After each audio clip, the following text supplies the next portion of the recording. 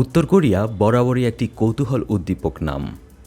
এই দেশ, দেশের জনগণ কিংবা দেশটির সর্বোচ্চ নেতা, সব কিছু মিলে যেন উত্তর কোরিয়া রহস্যে মোড়ানো এক দেশ। দেশ হিসেবে উত্তর কোরিয়ার বন্ধুত্বের গণ্ডি চীন ও রাশিয়ার মাঝে সীমাবদ্ধ। দেশটির প্রেসিডেন্ট ও সর্বোচ্চ নেতা কিম জং উন একজন প্রেসিডেন্ট হিসেবে সারা জীবনে কখনো এশিয়ার বাইরে পা পর্যন্ত রাখেননি।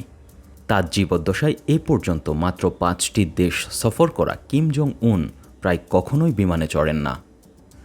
জীবনের 11টি বিদেশ সফরের প্রায় সবগুলোই করেছেন তার ব্যক্তিগত বুলেট প্রুফ সাঁজোয়া ট্রেনে চড়ে। বিভিন্ন কারণের পাশাপাশি কিম মূলত পূর্বপুরুষদের রীতি বজায় রেখে ব্যক্তিগত বিশেষ এই বুলেট প্রুফ ট্রেন ব্যবহার করেন। তাইয়াং হো নামের এই ট্রেন ঘিরেও আলোচনা শেষ নেই। এ যেন ট্রেন টু বুসানের মতো এক রহস্যময় train.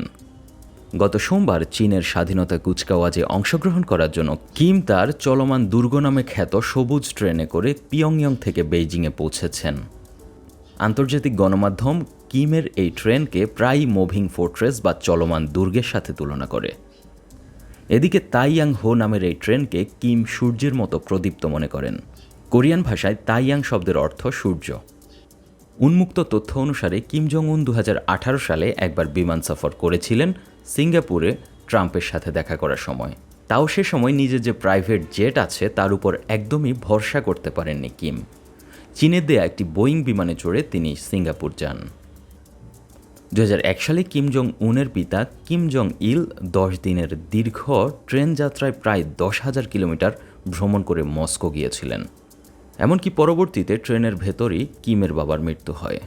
Korea institute for military অ্যাফেয়ার্সের নিরাপত্তা বিশ্লেষক কিম ইয়ল সু জানাচ্ছেন, বিমান থেকে ট্রেন কিছুটা বেশি নিরাপদ।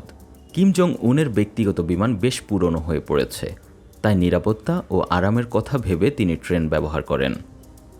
কঠোর নিরাপত্তা ব্যবস্থা ও উন্নত প্রযুক্তির পাশাপাশি এই ট্রেনকে চলমান দুর্গ হিসেবে আখ্যা দেওয়া হয়।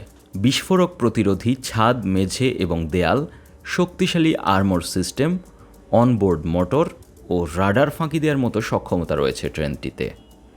এই ট্রেন দিয়ে একটা ব্যাটালিয়নের সাথে যুদ্ধ করা সম্ভব বলেও মনে করেন বিশেষজ্ঞরা। কিমের এই জলপাই রঙা ট্রেন একই সাথে আক্রমণাত্মক অস্ত্র এবং প্রতিরক্ষামূলক অস্ত্রে সজ্জিত।